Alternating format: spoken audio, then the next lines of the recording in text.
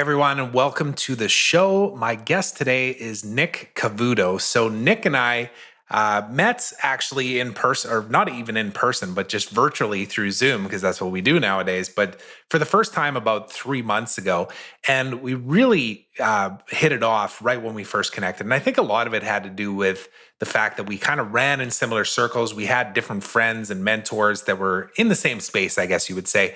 But we really connected on the level of the fact that, we both spent a considerable amount of time documenting our journeys, creating content, creating micro content, sharing that content with the world, all with the purpose of serving and helping other people.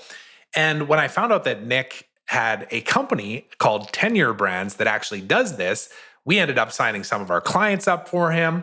There's just so much possibility in all of that. And our conversations have led to some really deep chats about, purpose and what does it mean to define your values and your mission and vision, and how cloudy that can get for people, and just the journeys that we've had along the way and trying to do that for ourselves too, and ultimately what drives us, right?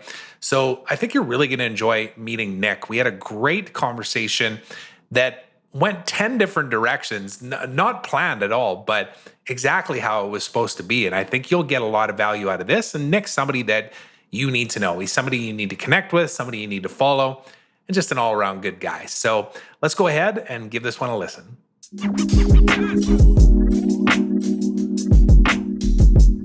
All right, Nick Cavuoto. How are you, my friend? Thank you so much for taking the time to chat with me here. Doing awesome, Trevor. Thanks so much for having me here, brother. Yeah. Honor. So, yeah, for me too, man. Like we haven't known each other that long. I think we were kind of running in similar circles for a while and knew similar people. Like Cam Snow is obviously a mutual friend and a client of yours, and then Scott Oldford. And there's been these intertwining, we're kind of brothers, but we'd never met before. Didn't have a similar mother, but. Yeah, just always enjoy my chats with you. And the last time we talked, I was like, we gotta flip the switch here and do a quick interview. I want people to meet you and hear your message. So this is gonna be fun, man. This is gonna be fun. Thank you, brother. Yeah, dude, I'm pumped to be here. And yeah, I mean, Cameron and Scott are phenomenal people, and it goes true in life, right? That sometimes you meet people who know other people who you know. And the character line seems to be the trend where everyone has high integrity and they're up to something. And it's fun to be around people who are up to something like yourself. So thanks for including me, man. I appreciate it a ton. Absolutely. Yeah. Just to give you a little context here, because I didn't give you a ton of preparation before this, but we just said, let's just wing it. This is what we do every day, man. But, the reason why I created this podcast, this show, whatever you want to call it, was because I wanted a platform to just be able to share some of the amazing conversations I have and to introduce people to my network. And there's been some really grounding principles, and you'll hear it throughout the questions that I'll ask you. But there's one quote by Brene Brown. I'm just reading it right now. One day you will tell your story of how you overcame what you went through, and it will be somebody else's survival guide. And that's just one of many things that have kind of grounded me in why I'm doing this, right? And obviously it's for legacy and for my kids to be able to see that dad was showing up every day to be the greatest version of himself. And the reason why I was so excited to talk to you is I was telling you, I did some research just looking at your Facebook page and kind of like how you're putting messages out to the world and how you coach people and that type of thing. And I'm just going to read a few of these out. These are some of the recent quotes on Nick's personal Facebook page, which we'll link up, by the way, for anybody that wants to check it out. But one of them was, "Thank you for not believing in me." That's it, right? It was just like, "Thank you for not believing in me." And to the right person, it's like, "Oh, hell yes. That I know that. I know what you're talking about." I'll read a few more and then I'll let you respond. But what would your life look like if you were in control of your reactions? That's a powerful statement too. "If you try, you risk failure. If you don't, you ensure it." Love that. I've got 4. Your disappointments are going to lead to your destiny. That really resonates for me too. It's the whole context of the messy journey that we go on and how we get to embrace our story, as ugly as it might look, or as destitute it might appear at different times. Be a good person. I know you don't have the t-shirt on right now, but a lot of times in your videos and photos, he's got just literally be a good person. Man, what a great foundational piece for all aspects of business and life, especially in sales too. And then The most recent one that I saw was if you keep playing small, you're going to get steamrolled. And that one really landed. So all of this stuff did, like, and I know anybody that's watching this can probably relate to each one of those statements. Like, where does these things come from? What got Nick to the point of being able to speak like that? Because I'm sure you didn't come out of the womb and instantly become an entrepreneur and this super confident person that realized that like your disappointments are going to lead to your destiny. So let's give everybody a little bit of the story of Nick. What brought you to this point of being able to say stuff like that? Dude, it's just been a journey, brother. I mean, most people don't know this about me, but I spent, since the time I was a little kid, like 3 years old. I mean, one of my first memories is like sleeping under a pew at like a evangelical Christian revival. It's not always part of the front end of my story, although I do talk about it often. And so I've spent my entire life every week around public speakers. And so I've heard the contextual conversations. I've energetically been able to feel like when someone is not in alignment, when they sabotage moments versus embracing them. I have watched speakers who have the most insane and greatest ability cower to fear because they don't feel like they're good enough to go give their greatest message. I've watched it all. I've seen it all. I've watched people quit. I've watched people push through hard things. And so there's this bedrock and this foundational element where like people are like, man, you're like an old soul. And yeah, I think there's truth to that conceptually, rather universally. I think that God is up to something. But I look at it more practically and I'm like, I've just never been afraid to talk about the things in my life that I failed at. And that's my superpower. I can say, thank you for not believing in me because there are people who haven't. And I've talked about them before. There's no skeleton in the closet. Like it's all out there in the open. I can say if you keep playing small, you're going to get steamrolled because I've put the deposits in other people's hearts enough times that they know that it's coming from a place of compassion and love for them to challenge them to go at a higher level so that they don't honestly like end up forfeiting their greatest gifting. So that's where a lot of this stuff comes from. I was also a pastor for 7 years. And so I never spoke on a stage one time, but I understood how to love people around a table. It's a 10,000 member church. I mean, all the opportunity in the world should have been there for me to speak, but I was running things behind the scenes. It was my season of preparation. And I always questioned that, Trevor. I was always like, I was muted as a person. I felt like I had no contribution. My dad has an 8th grade education. He never really spoke, although he was asked several times. He always denied it because he felt like he wasn't good enough. And I was like, that's not going to be my story. That's yours. It's not going to be my story. And so there was some type of fracture point where I was like, I went through ministry, did all the things, and still didn't, really break through the one thing that my dad was unable to break through in the same context. And entrepreneurship awarded me a second opportunity to do it. So one day I was having a conversation with my dad. I remember I was sitting just in this room here in Colorado. And I said, Dad, I feel like I just want to continue to give my greatest gift to the world. I just feel like so many elements of business are strangling me. Like there's different moments of where I feel totally free and like I can go do my greatest work. And then other moments where I'm like, oh, I feel like I'm sinking again, And he said, Nick, you're an oracle for God. Just open your mouth. And when someone who is a wounded healer walking with a limp, because I know he struggled to do the same thing, and it gets me highly emotional because I have so much belief in him. I can see his greatest contribution in my life, and I just wish that other people could see that. I have a responsibility, man, to step up. Man, I can't even believe how this has hit me. It's crazy. Yeah. But I do. I have a responsibility to step up and to encourage other people to do the same. So I'm okay being the wounded healer. I'm okay walking with a limp, but healing people and helping other people who have the same condition. If I can't do it for myself, it doesn't mean that I can't do it for them. And that's the power of the transfer of belief. And that's why I think that, God has created people so that we can be a reflection and see things in others that we are incapable of seeing in ourselves. And I think that's life's greatest gift. So that's what got me here, man. Yeah, and I was gonna say, and you already articulated it there. It's a belief system is a major foundational piece of it, right? Like I can always speak on this podcast from my own perspective, but I think a lot of people can relate to it. Like when I finally stepped out of being small, and that's not to even say that I believe that there's not more that I can be doing and giving to, because there is. Like I'm constantly pushing myself even too and wanting to you know, meet people like you and have great conversations. But when I think back to how hard I hustled as an entrepreneur for like a good decade, even longer, like 2007 through like 2017, it didn't hit me that I was holding myself back until somebody told me to slow down and challenge my beliefs as opposed to learning the next tactic and doing the next thing and coordinating the next joint venture opportunity and,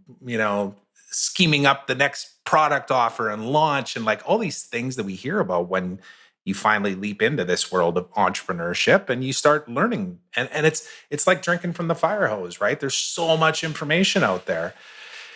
And I've become, the best example of it, I believe, in my world, anyways, of somebody that said, yeah, you just didn't even know what you didn't know until somebody told you to slow down and trust yourself and take the leap every once in a while and believe that on the other side of it is exactly what you want, right? And some of these quotes that you're talking about here really speak to that, And I know you just hosted a live event and we were kind of joking around about it because you're like, man, the last 45 days, because we haven't talked for about 6 weeks.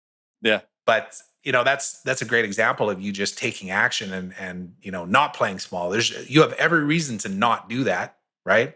COVID, travel restrictions, man, you're running a business that's like going through a massive growth phase right now. Got people coming and going. What made you want to do the event? What was the thing? And you kind of alluded to it before, but I'd love for you to say it out loud. Like, why did you do an event with like 10 days notice for people? And how did it go? I'd love to hear it too. Yeah. The reason why I did it was it really boils down to intent. A lot of times we try to solve all of our problems with a lens that is rather self-limiting. It's rather narrow. And I'm just of the belief that, if there's something that you feel compelled to do, whether that's to buy someone a new car when seemingly you can't afford it, whether that's to give someone the thing in life, whether that's love or compassion or whatever the thing may be, or maybe it's monetary, or maybe it's has to do with, something on a deeper level for you that you need, but you're willing to give it instead of receive it. That's what the portal is that opens of where abundance can come into your life. And this is not like pie in the sky mindset. This is foundational principles, how I live my life. And I think that's what people really find unique about my journey, and also around the community that I surround myself with other people who believe the same thing. I think I'd rather be known for having audacious faith than having a heavy pocket. Like, to me, that doesn't matter. It's a pathway. It's just gas. I don't care about the gas. I care about where we're going and the journey that we're on. So it went amazing. It was the best event I've ever hosted. We just scheduled our next one for November 3rd through the 5th here in Denver. It's called The Gathering. And I take people through 3 different days of really starting within your core business problems, transcending into more of your relational challenges. And it's just conversation. It's a campfire. It's a living room. I mean, I'm not here to be Gandhi. I'm here to just love on people who are around on me. Stage. Yeah, I hate stages. I want stages to dismantle them. And part of my life's mission is to, I think, in a certain pattern and form, is to cure the abuse of power. So where you see tribal shaming in entrepreneurship, where you see like hierarchy structure, like I come in and there's this perception that there's like, damn, like this guy knows what he's talking about. He's a guru, he knows all this stuff. And I just go like, I just want to sit at the table with you. And then it's like, wait, what? Right? There's this whole like dissociative kind of experience of like, no, but I'm here to tell you what to do. Or I'm here to learn from you so you can tell me what to do. But you're asking me in reflection of what I think is the best idea, and then overcoming my objections with higher belief. It's a very unique experience that I do. So yeah, when I just tell people like, hey, this is what I'm doing, I get a number in my head if I already know how many people are going to show up. And I just go like, okay. And I just say, hey, and I send people private messages and just go like, hey, this is what I'm doing. I feel like it'd be great for you to be there. And they just one by one. And some people are booking 2 days before, like the night before. I mean, we had one guy from Florida book the night before and flew here, like got a hotel, flew here, whatever, with 1 day's notice, and had a massive transformation. Like, you can't make this stuff up, and you also can't plan it. I think I just like leaving room for the unknown, for God to do what only He can do, because It's what allows me to back away from the table and go like, you know what? You solve this problem. And when that opens the gateway for something divine to happen in our lives. That's just the way that I was raised, and it's what I believe. Well, I watched the video that you guys prepared, which, by the way, well, I want to talk about that a bit too, because anybody that's watching here too, the way that we got connected was just we're very much proactive in our own personal branding and creating video and micro content, and believe that everybody should be doing it, especially if you're running your own business, you're a coach, you're a consultant, and you can leverage a personal brand, which I believe everybody could, but especially the entrepreneurs of the world. But that video that I saw though, and I did watch the whole thing, man. It was one of those things like your content is one of those things where I'll find myself 25 minutes in going like, whoa, I should have went to bed already, but I'm watching this. But the thing that stood out to me, it was a promo video basically talking about this event that you had coming up in 10 days. And it was you doing, I think it was for the previous one, actually. It was like pre-recorded from the previous one, but it was you just hopping on video calls with people and having conversations. And it wasn't you reading from a big long list of, and you're going to get this, and we're going to have it catered, and we're going to have this speaker and this speaker, like all these features that people might be sold based on. But rather, it was just you truly showing up in service and saying, I don't even know exactly what it's going to be, but I just know it's going to be pretty epic. And I thought of you, and I think you should be there. And I think anybody that's watching this, what I'd like to say on that is like, take that to heart when you're thinking about sales process. Like if you're going to try and sell anything and you're trying to automate it and figure out a scale and all that stuff, like just throw it out the damn window, man, and just go and connect with people, be personal, like personalize your outreach, which means like get on a phone, if you can go meet them face to face. I know it's more difficult nowadays, but that's why I'm such an advocate for video, both content and even messaging to do outreach and stuff too. But to that context though too, have you ever read the book Give and Take by Adam Grant? Oh, dude, you should check it out. You are a classic giver.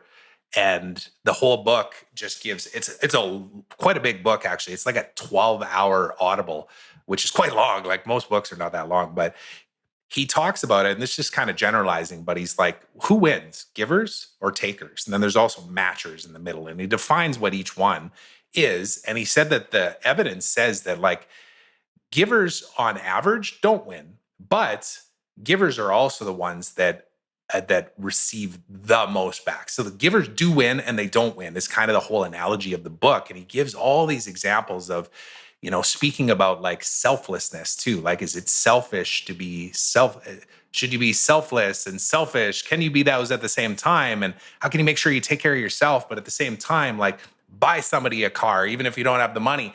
And it's such an interesting conversation. I think you'd really enjoy the read, man. Yeah, dude, I would love to check it out. I definitely will. And I think to your point, it's like a lot of times it is our limitation where you go like, well, I can't.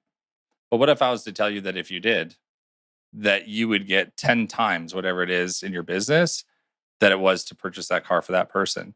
That's where the element of stretching belief comes from. And classically, it's defined as faith.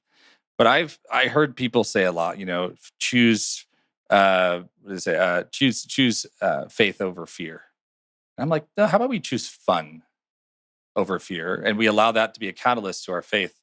See, the interesting thing is that when you're running from a bear, you cannot have fun. It's not fun to run from a bear.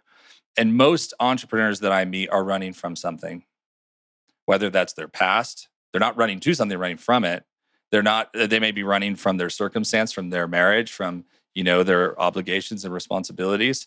So when I can pull down a lightning rod from heaven and shove it in the ground, and they can just stand in the circle with me, there's a groundedness that happens of where these things start to kind of move off of them.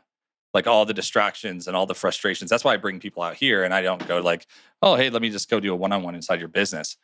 I think that business is a micro tool in my pocket, and it has nothing to do with my greatest calling.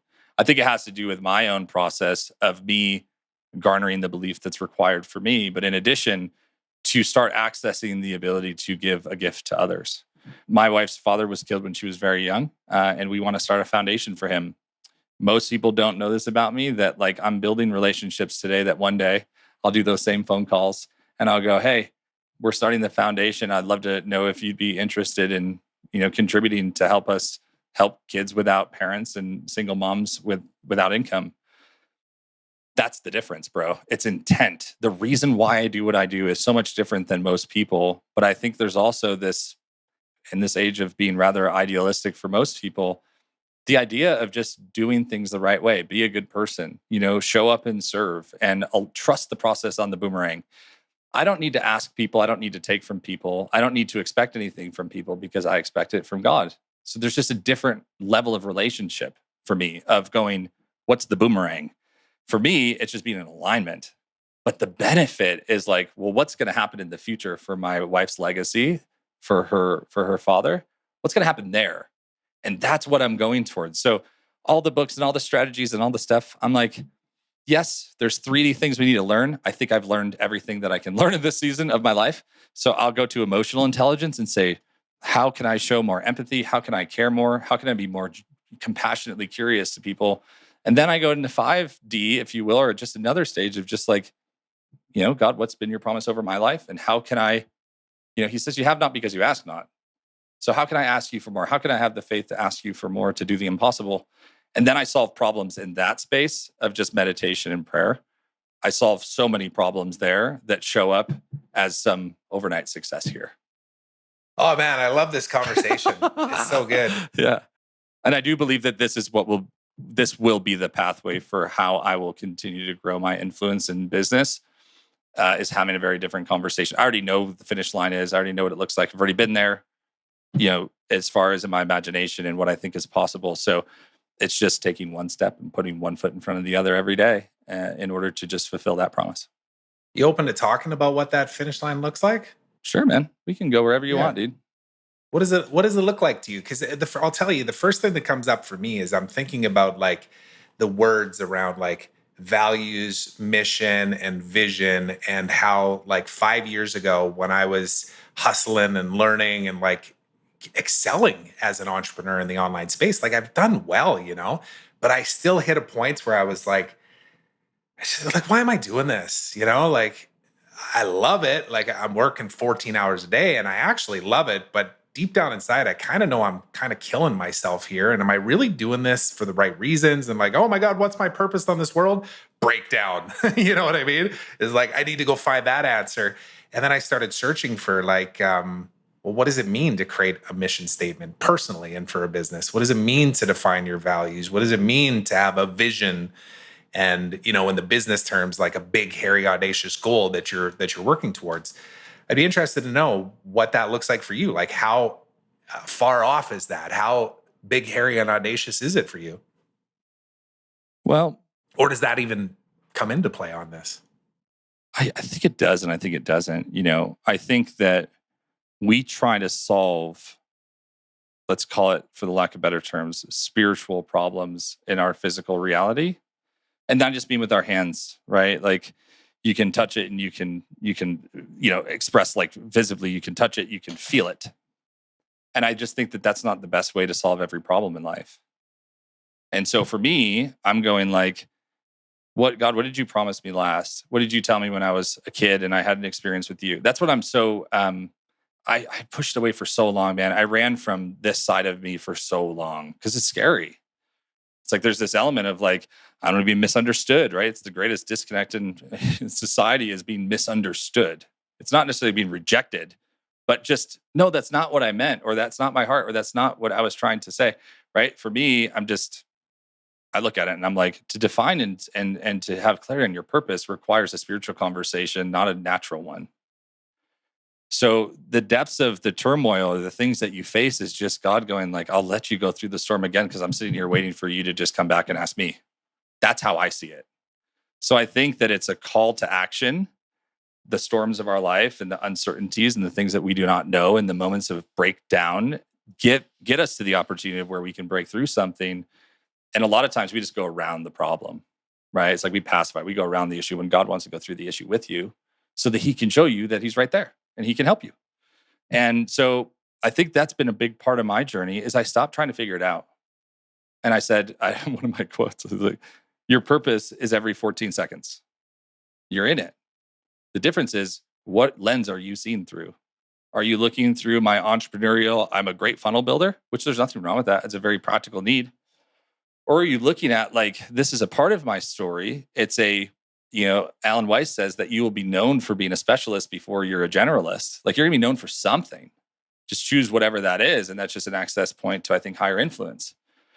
But in my opinion, that's the stuff beneath the surface of where it's like life spirals and spins and gets chaotic and difficult when subconsciously, I think we want a bigger answer from a greater divine source that can give us clarity on what's next.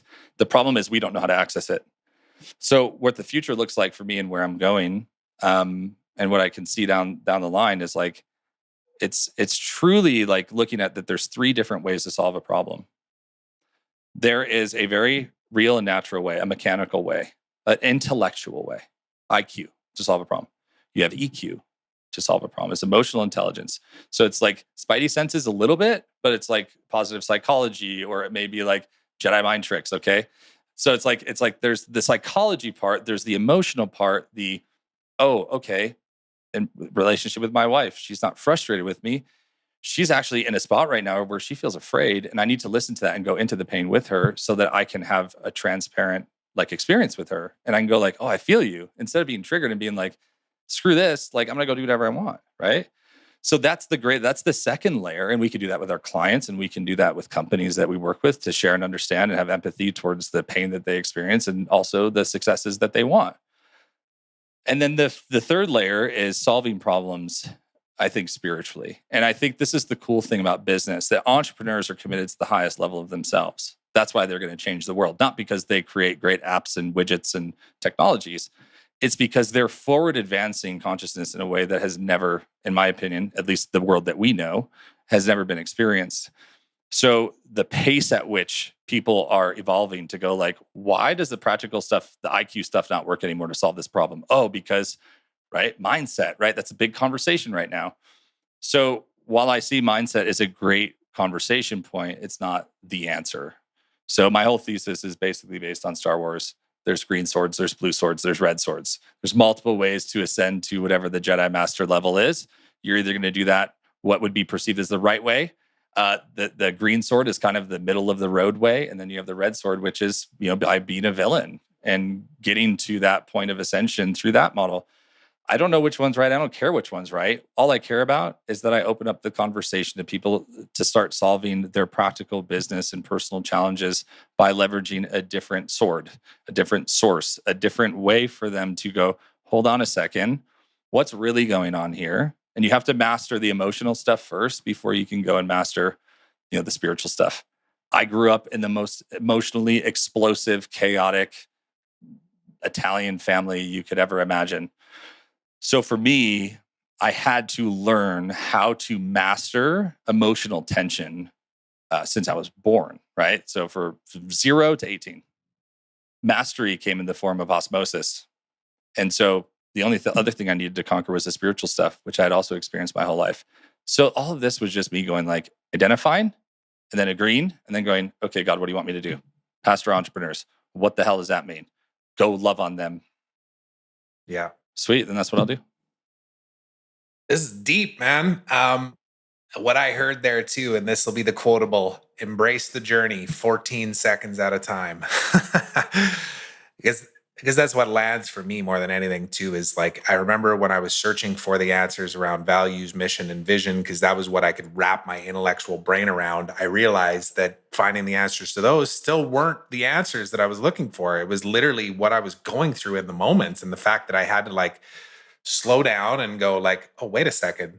My life's pretty freaking awesome right now. Like, what am I Yeah, of course, like we're moving our family to Costa Rica, and the vision is that I'm picking my kids up in an open air Jeep and we're going and surfing, and like they're learning emotional intelligence and how to actually manage money and all these things in school. Like, there is a vision that includes these like checklist items and stuff. But the truth is that we're very comfortable. Like, we're not in any kind of scarcity or threats. Like, we have shelter, we have love in our family. We've got 2 beautiful boys. We've gone through a crazy journey to get there, but I got everything.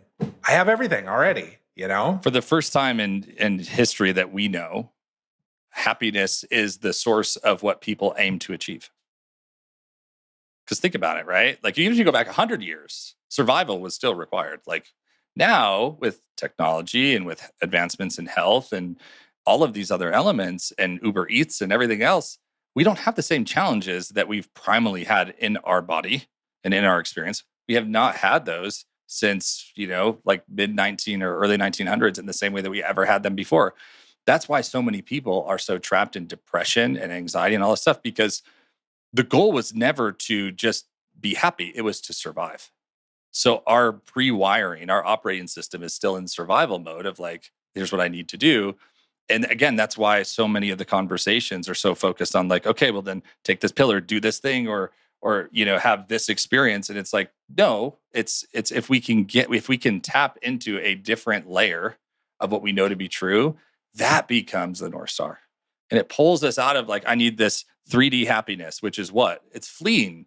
They don't want happiness, they want safety. It's not success. It's safety that they're looking for. They just don't know it. So it's just like, just stop running. You're running from the boogeyman. It's literally a poofy cloud. Stop running. Just stay in the moment and go like, okay, is there anything really there? No. Okay, interesting. Now I just want to run again because I'm used to running, right? And that's the magic. It's the presence in that moment that allows you to go like, no, there's nothing I need to run from. And I can be calm and confident and secure in this moment and then redefine what I want my experience to be. And that's kind of what you're talking about is like, you want to do all these things, but you have all the things that you need. So you're just, yeah, dude, embrace it. There's somebody on the opposite side of the world who can't say that. But there's also somebody 50 to 100 years ago who would only dream of being in the chair that you're in right now. And we both know that to be true. So when we have safety, we can have success. And when we have safety and success, we can find luck. And that's where we just live life a little bit differently because we're going like, damn, I'm so lucky. I'm so lucky to be here. I'm so lucky to have my wife, my kids, my health, my this, my that. I'm so lucky to even be able to dream and think about the fact that I could go do this move. That's what pulls you into a different state of, I think, which is true euphoric happiness, which is having the safety, having the security, and truly having the ability to be lucky. Luck is divine. But every day I go to Starbucks, when I do go, I buy coffee for the person behind me. Why? It makes them feel lucky. And I know if I can give them that luck nugget just for one time that day, God picked me, the universe picked me, whatever, it will change the course of every interaction that they have with the next 100 people. So I'm like, I just try to get people to feel lucky throughout the day. If I can just be that one seed for them that changes the game. So I think that's the conversation, man. But you're in such a cool spot. Like, you're so lucky, dude. How does that feel? I know. Put that on. I am, man. I actually just posted something 2 days ago on LinkedIn. And it was one of those moments where I had to stop myself and remember that how lucky I am, but that I also created this, And in fact, that was the post. I read a book in 2007. It was the Lonely Planet story. I can't remember the name of the actual book now, but the Lonely Planet guidebooks and stuff before the internet existed. People would take a book with them to Thailand. So this couple created this company in like the 70s, I think it was, or the 60s, and they traveled from the UK through Afghanistan, like when it wasn't a war-torn country, through Southeast Asia, down to Australia. Then they took all their notes along the way of the places they stayed and the waterfalls they checked out, and they sold them to people. And then it just blew up from there, right? And then they had a family, and then they brought their kids up to base camp and stuff. And I remembered reading that book and going, yep, that right there, that is my future. I have no idea how, because I was literally in a moment where I was like, couldn't hold a job because I wasn't employable. I just didn't feel motivated to work for other people. I was floundering as an entrepreneur, but I was like, someday. And I had to stop and just go, like, my wife and I booked 2 months in Costa Rica in December and January this year to go get our feet on the ground and find our next home so we can move there and start living that life. And I was like, shit, I did it. It's already happening, Isn't that funny? And I feel extremely lucky and grateful. And I also feel like I created that, like you just said, it's like I created that. But it wasn't overnight. It was one step at a time and 4,000 stumbles along the way. Yeah, dude. I think of this funny story of Noah. And it's like, the idea is this crazy guy builds a boat for 100 years and everyone laughs at him till the rain comes. And that's kind of the funny thing, like I think about, and this is just my dialect for the people who are listening, who are like, where all these stories come from. It's just my dialect. It's like my translation of life. And so I look at it in reverse and I'm like, it's funny because for all those years you doubted, but you kept swinging the hammer and you built that reality for yourself and for your family. And now when the rain is coming in certain ways throughout, the human experience has been for the last year. It's like you now have a different level of freedom and of what you've created. And you can go like, this is what I planned for. This is what I stepped into. And you know what? What a great freaking opportunity for you to tell a story about perseverance and never giving up. You chose to keep swinging, even when it was hard. Even if you were on the ground and you were like hitting it like over your head, like, I'm still swinging. Like, you didn't give up, bro. You didn't give up. And that's worth celebrating, and also taking a second to recognize and celebrate you for, bro. You did it. Yeah, I appreciate it. I will Yeah. celebrate myself. Hell yeah. That's awesome. And it kind of, I've got another like 6 questions I want to ask Dude, you yeah, that let's run through, are man. more like lightning round kind of stuff. So we'll go through them fairly quickly. But I just wanted to mention too that like the reason, or part of the reason why you and I connected, was just around content, micro content, sharing the journey, one little piece at a time, right? And I dove in a year and a half ago, I guess, and started creating content. In fact, there's somebody I want to introduce you to. Her name's Danielle Grant. And she started as a mindset mentor for our program, but she's really a spiritual mentor now. Like, she's evolved herself too to be beyond just the mindset component.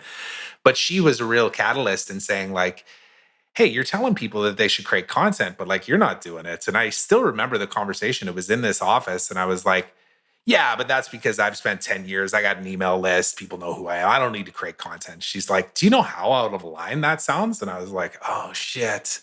So I started, and I like stumble. And eventually I was like, okay, so this is getting easier. All I got to do is just record the things that I'm already talking about, and then post produce it and write some good copy and make sure the headlines, the titles look good, and put it out into the world. A year later, I've got 350 video pieces of content. And like, this podcast right here will obviously be a 45 or 50-minute interview, but we're going to chop this sucker up too. And it'll be more little micro pieces. And I think the grounding piece for me in all of that too is just to say, like, what would my kids think if they watch this later on? Like, right now, they might think like, oh, whatever. They're too young to even know. But like, if they're in the cool years of teenager years, they might be like, whatever, dad. But I want them looking at it someday and just being like, wow, like, look at how he swung that hammer. Even when he didn't know the answer on the other side, he just kept going, Because how else, what better way to like raise kids than to just be the example, right? And document it. Dude, I've had so many moments. I have 3 kids. My 4th will be here in about 4 weeks. And I remember there's so many times I remember my dad had a 40th. Yeah. Yeah. So we have my dad, I remember he had his 40th birthday. It was a surprise party my mom threw for him. And I can still like play the home movie in my head of us all walking in the door, right? Like, I can still, like, the experience is very rich for me. And I'm 34. So I'm like 6 years from that point. And I was taking a walk with my dad and my mentor here in Denver. And my mentor is just like me, he's going to ask hard questions, deep questions. And so he asked my dad, what's your biggest regret in life? I mean, he met him like 5 minutes later. He's just like, can develop that relationship and just go there, and just wanted to love on him. And he's like, well, I'll tell you the hardest thing I ever had to do. And my dad was an entrepreneur. And then he had to turn that in to make $18,000 a year and work as a bread delivery driver. But he did it because he would only ever see us from like midnight to 3 a.m. in our cribs, because he worked and owned businesses, and him and my grandfather. So like, he worked 20 hours a day, like, legitimately. And he's like, I just said enough is enough. I'm not doing that anymore. I wish to God that I could go watch that movie. Context for my kids through my own human experience. There's so much of that trauma and that stuff that's locked up in us, the memories that are locked up, where I'm like, I don't remember anything for 15 years. Yeah, that's because there's probably a lot of hard moments there that just haven't been accessible. But if I could watch it, a day in the life of my dad making those decisions and weighing the consequences of either side, but knowing what the future is, I mean, it's mind blowing. So absolutely, I totally believe it for you. And I think that's the cool thing. Like, when your kids are your age, they'll sit here and watch this interview and go like, dang. So either I want to, like, I'm still aspiring to be like dad, or like, I've actually passed him, and it's good to see where he was, and it gives them the confidence to go do their even that much more, whatever their own expression is of that reality. So it's really cool, man. And that's a great why. So don't ever stop, man. And plus, you inspire a lot of people, dude. So. Well, I feel like we can go deep on that one, because like, my head immediately goes to like envisioning the future too, and how my kids will be walking around with a drone that's just flying beside them, recording 24 hours of their day. and some automated AI system that's naturally just pulling out the pieces that become the documentary and like, dude, I see this stuff and I know it exists. It just doesn't exist yet. You know what I mean? So like Totally, totally. even what we're doing with because you and I are both very on the cutting edge of like doing this stuff and helping other people do this stuff and documenting their journey and creating the content. And we're even going to look back at this and go, yeah, you remember when we used to actually have to like post produce these videos and you had to chop them up, and now it's just like flip a switch and it's done. That's how it's going to be, man. I mean, there's no question. Nothing is slowing down. So the question is not how to keep up, but I think how to stay out in front. And that's what I'm always focusing on, is just how do I stay out in front and not trip over my own 2 feet, because the pathway is very clear. It's just, I just got to make sure I don't trip over my own toes. Yep. Love it. Okay. So let's get into, Lightning round. Yeah, I call this the power of one. Don't feel like you need to give like one word answers or anything like that. Feel free, and please do elaborate on whatever comes up for you. But it's all around the same theme of the power of one. In fact, I got the book right here. I keep bringing this up because it was such a influential book for me to just, really start to focus, like I was so all over the place like 4 years ago. So the theme is around that. So here's the first question. Who is one person / mentor that's been the most influential in your life all time? Who's the person that comes up? My dad. Why is that? Because I think my dad lived transparent, even though there were hard moments. My dad was very honest and transparent. I never saw his investment in my life until I became a father. So I never really understood what he was doing until after. But my dad lived out of fear. So his lens was constantly, I don't want them to become like I was. My dad was an entrepreneur, yes, but before that, he was a drug dealer from 13 to 30.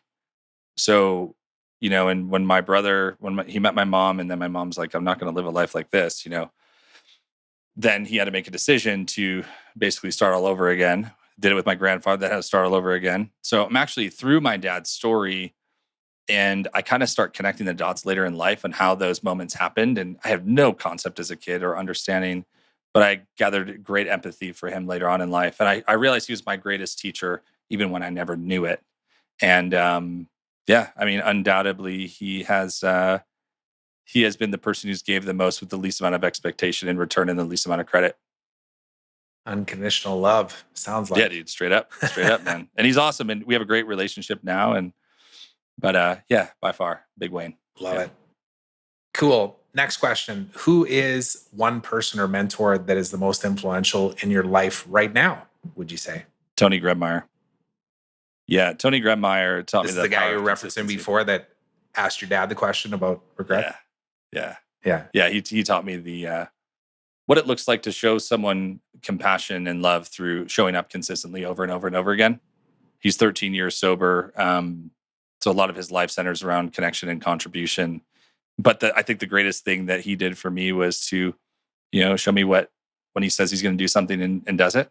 It's not that I had people in my life who would make a lot of excuses, or that I've had my own experiences where that happens, but just the power of staying power and pushing through and making things happen. And also, he'll get in the car and drive 15 minutes and call 8 people. Like, I've never seen anything like it in my life. He can have 30-second conversations and just go, hey, how's it going? Great. Awesome. Just wanted to check in. See you. Bye. Picks it up, goes again.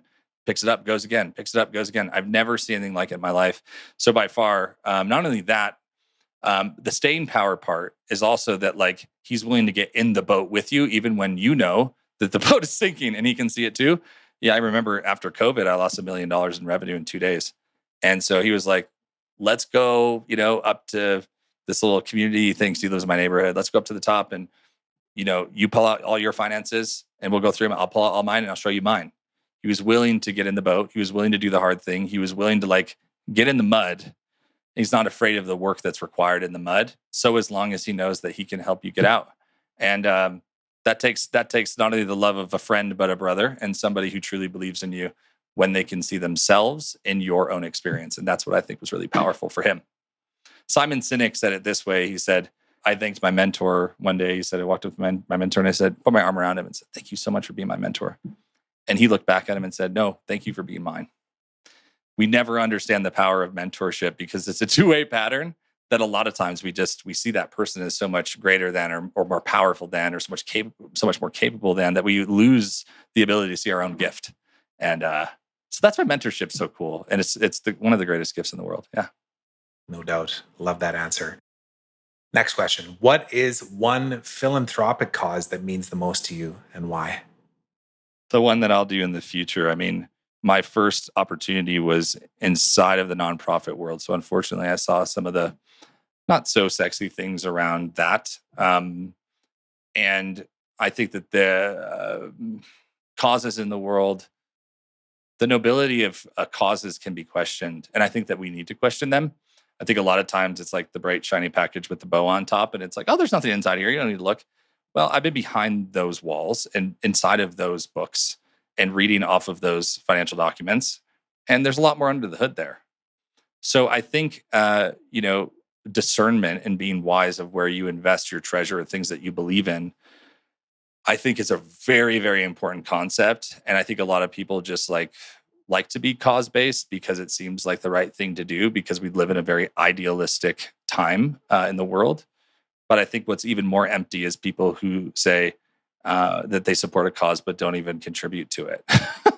So, like for me, that's an integrity problem. It's like, oh yeah, you guys go. I'm gonna just stay over here and good luck. To me, there's something wrong with that. So, the one I'll be the most committed to, and that I believe in the most, is the one that I feel like brings the most healing to people.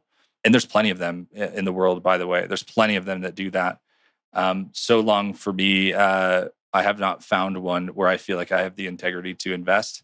And I think that's because God's working on my heart and softening my heart in some of the places that were broken, but also giving me the faith required to find the gap and then go do it on my own. I think the greatest thing, because generosity is the root of all the things that I do. It's my one big thing. My one big word is generosity. So it's not an act of giving, meaning if you go like, what's the one cause you believe in? And it's like, giving's not the only thing required. I think if you roll it back, I'm like, what I could do for a lady whose car breaks down with a 1-year-old kid and can't afford to buy another one is of way greater contribution than me just sending X amount to some organization of where I will never even have like an accountability report that says how it was used. So we sponsor kids who are in developing countries, Compassion International and a bunch of other places. Anytime I have a chance to buy food for a kid, Elevating Christian Ministries is another one. Anytime that we can do that, I'll do it all day long. I mean, if people have basic need in their children, I think it's worth seeking after. But you need the accountability and closed loop to understand how those are being resourced. And the world is corrupt, and what's right will be wrong, and what's wrong will be right. So wherever there's the greatest contribution of a gift, there's the greatest risk for deception, and so people need to be mindful of that. It's a great answer.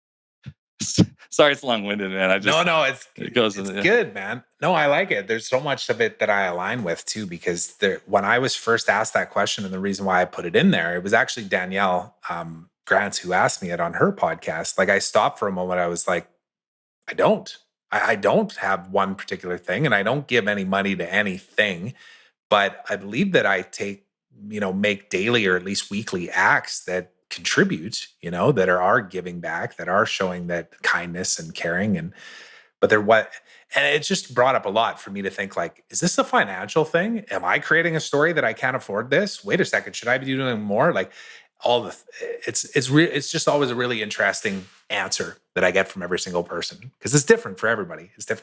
But I love your answer. It was great. Yeah, that's awesome. Yeah, I love it, man. All right. So a couple more here. These are the big ones. What is one thing that you are most grateful for right now? I think the power of forgiveness. Life is beautiful, but it's not always peachy, right? Peachy and fuzzy. And, there have been hard things that recently I've had to make really hard decisions. And there's nothing that, for me that was out of integrity. But I think forgiveness was a word that got brought up to me about a month ago. And sometimes these things like fall into your, it's kind of like when you see the red car and then you keep seeing red cars.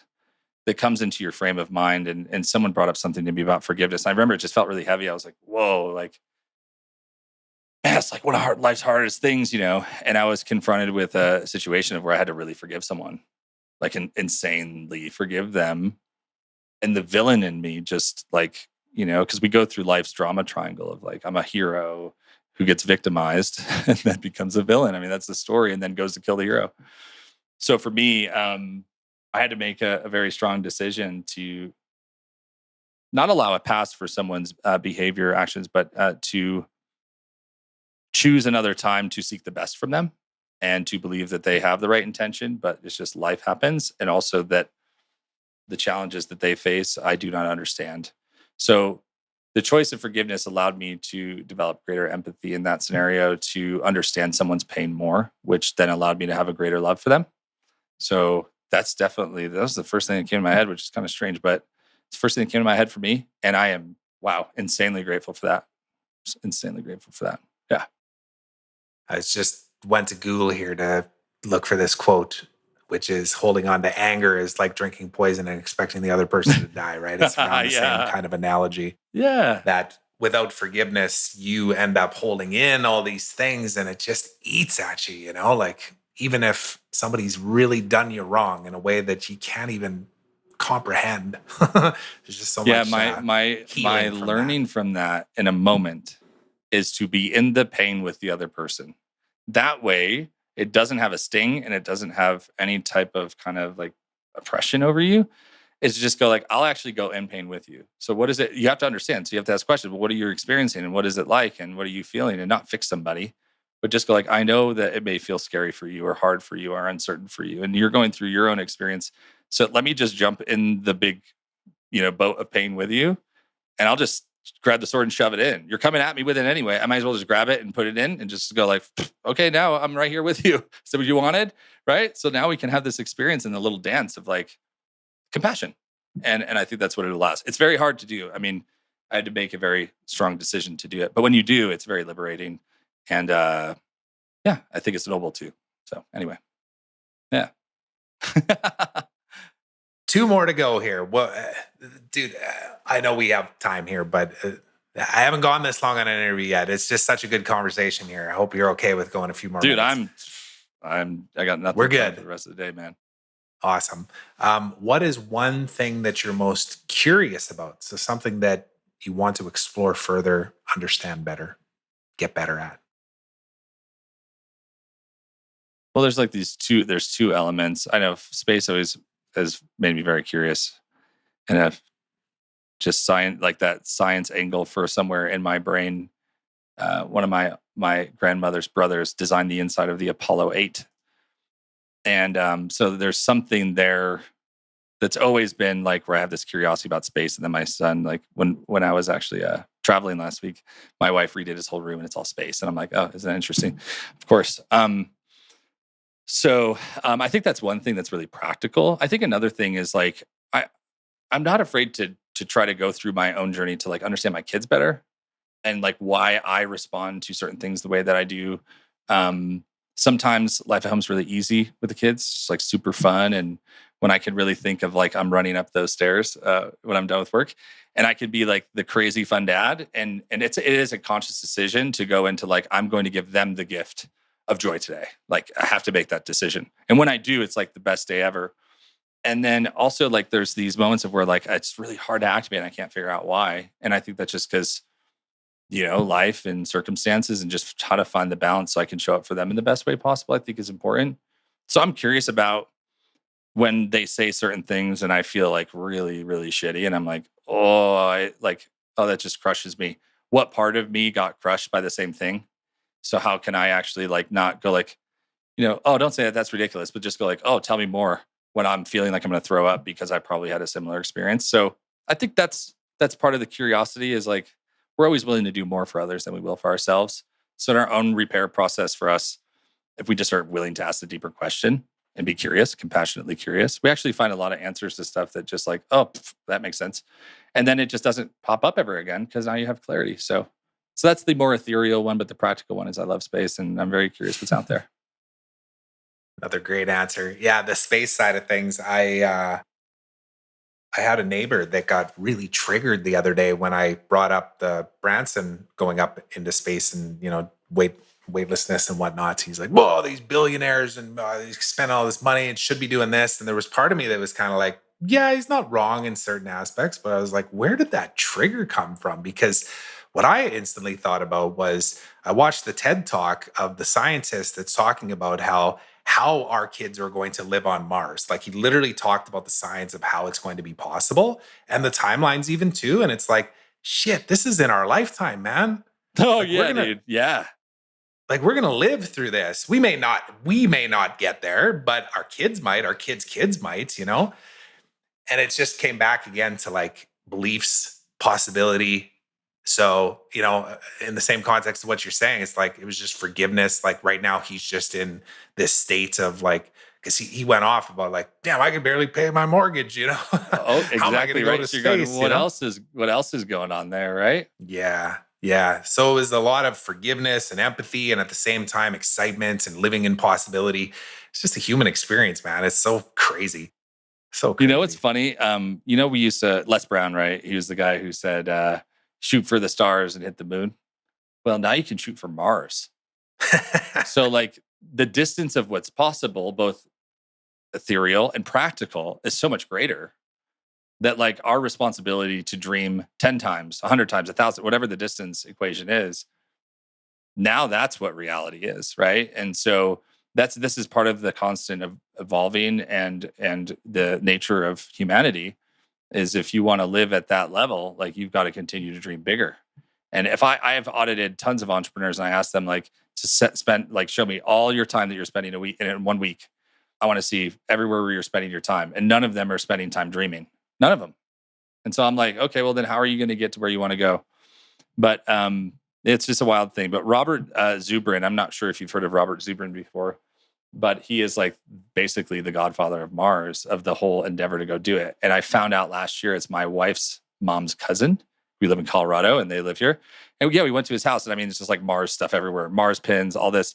So again, these things show up in my life, and then like they're like, oh yeah, they're pulling out all the like the photo albums, like old school. I feel it's like Stranger Things. So you got like the future of Mars, and then you have like the floral couch with like literally the plastic, like album thing. Oh, here's his picture, him and Elon. And I mean, Elon like is like, this guy was a mentor to me in order to make this a reality, and that's directly connected. One, like literally, it's my wife's first cousin once removed.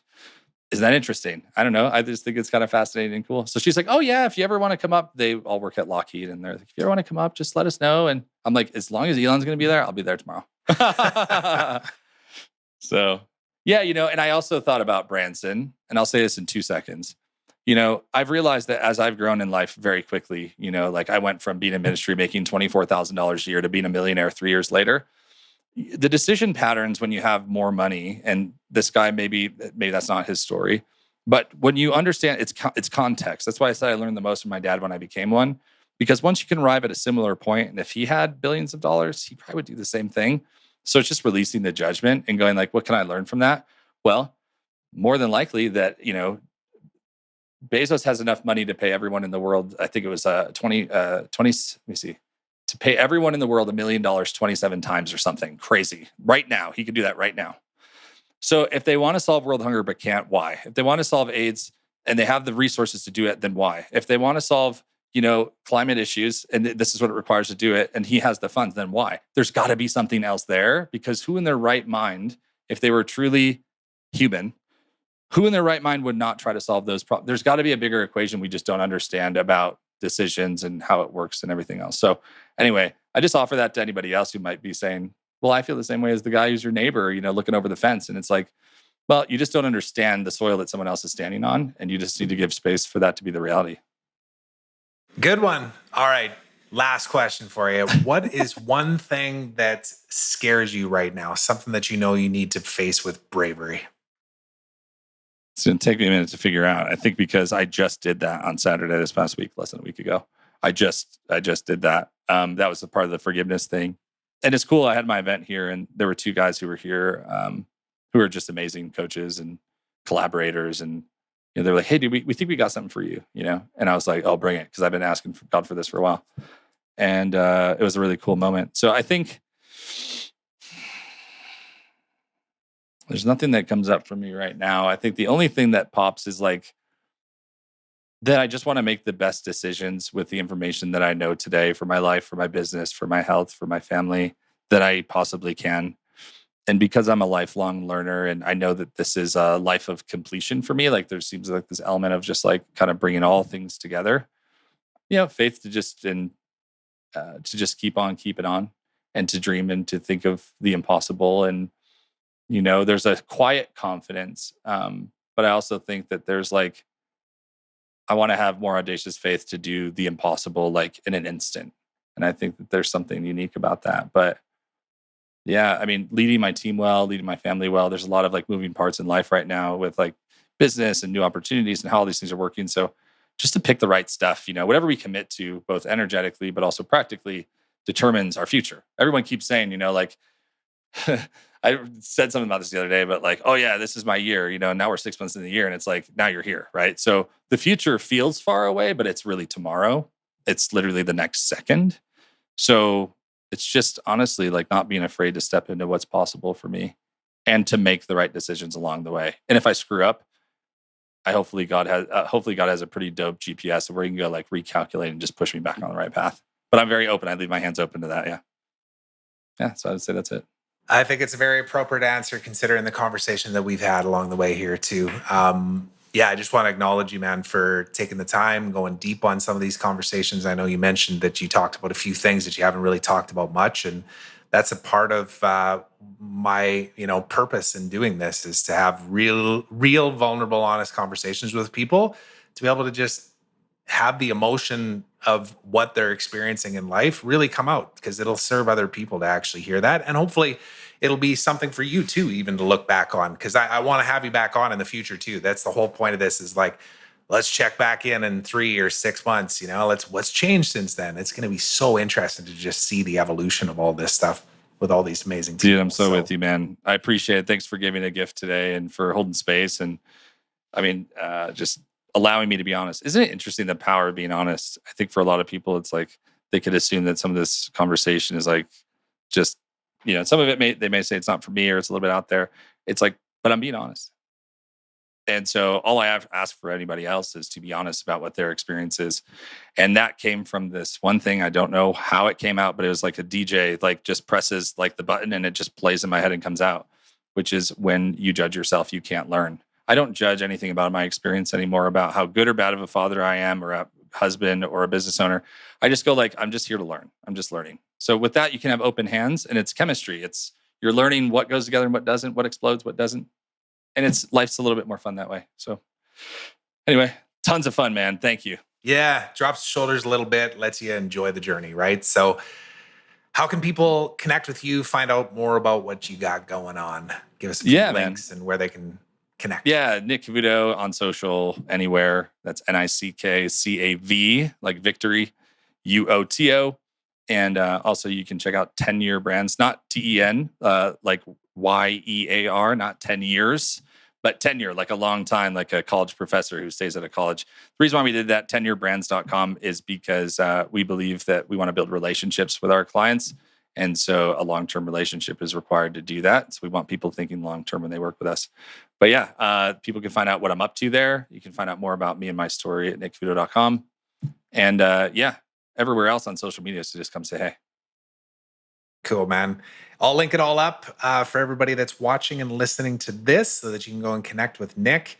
And dude, I'm excited to head up on the spaceship and go to Mars with you at some point in the future. Hell yeah, dude. I'm putting it into the space right now. Let's make it happen. Dude, let's build a rocket ship in Costa Rica. Hey, there you go. Yeah. There you go. Dude, yeah, in Costa Rica, for sure. Come down. Dude, let's create a little community. Let's build our own rocket ships. I'm into that. All right, man. Thank you so much for doing this. Thanks, I really appreciate you. 100%, brother. Thank you, man. Thanks so much for listening to this episode of the Trevor Turnbull Show. I hope you enjoyed it. And if you did, please consider subscribing on my YouTube channel and on your favorite podcast platform, and leave me a review. I'd love to hear from you.